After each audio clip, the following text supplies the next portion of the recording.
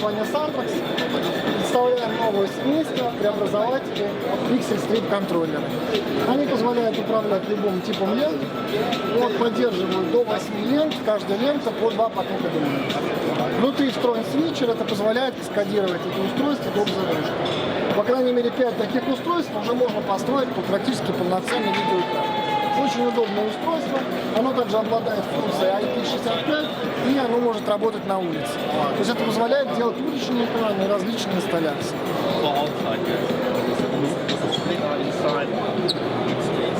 Также хотел бы рассказать о новом устройстве. Это сплиттеры Duo.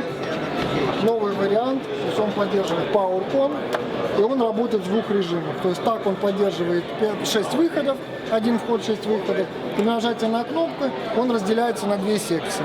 То есть каждый по несколько выходов. То есть можно подключать 2 DMX потока, независимо их транслировать. Достаточно удобное устройство в работе.